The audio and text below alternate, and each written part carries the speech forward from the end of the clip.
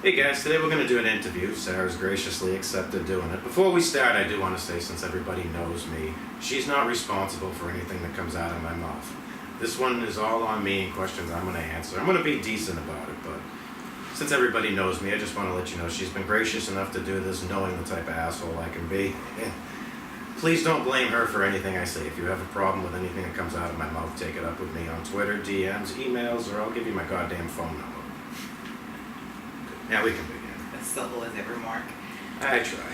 Okay, so I have a sheet of questions here from various people from Twitter. I'm not going to read your names out. I'm sure you'll recognise your own question when I say it, just to save time. And I also have a couple of surprise questions from Scissor Foxes and myself as well, and Mark's asked for. So the first question that I'm going to ask you to do with these are industry questions as well, guys, so it's nothing to do with personal life and fetishes and things like that. It's all to do with Mark and his business. So the first question that I have is, have you had any health issues or long-term effects from being KO'd in shoots? I wouldn't say long-term effects, but now I'm actually starting to feel the difference that I can't take the same stuff. I think any guy who does this after a while is going to have some effects. We're getting knocked out, slapped around. It's not always just scissors. There's been years I've had 4 concussions in a year. I think I've had 7 total doing this job. So as far as long-term effects, yes, you just start to get tired more than anything else for a long time. How many times would you say that you have been KO'd? Would you say, have you counted, like how long have you been doing this? Hundreds. Lately I've learned to try to fake it or just not do so much. Yes. I think a lot of it comes down to that. Sometimes you get so scared you don't want to. The long-term effects more mess up your mind than anything else, but there are worry. Lately I worry about CTE, stuff like that you see as a big thing from people. Would you say that KOs are dangerous? Would you say, because quite a lot of guys sometimes have to say to me when they're inquiring, they would say things like, oh, don't KO me, I don't want KO because it's dangerous, and some people talk about, the longer you're out, the longer amount of minutes you're out, the more it can cause brain damage is essentially what it causes being unconscious, and that's the reason for CPR and that. But would you say it is dangerous, or would you say not so much?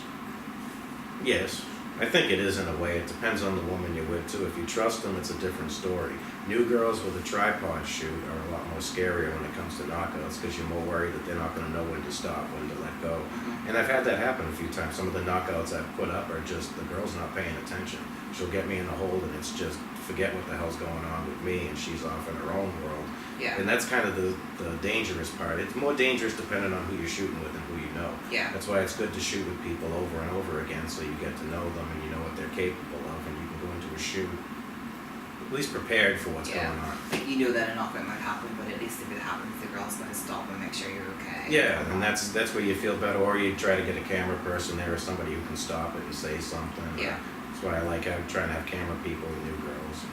Yeah, I know that's true, because I remember the first time I shot with Scissor Foxes, I had Jay tied up and I knocked him out, and to be quite honest, I didn't know, and the camera girl didn't know either, and it was, we had to then stop, and Jay came around and started again, but to me that was like me realising my strength, and from then on have definitely been more careful, and so I can completely understand. But that's the difference between a model who takes it seriously and wants to learn from that type of stuff and be better at it than someone who really just don't care. And those are the dangerous ones that you can get in trouble with, the girls who don't pay any attention to what's going on. They're more worried about themselves, and we all should be worried about each other. Yes.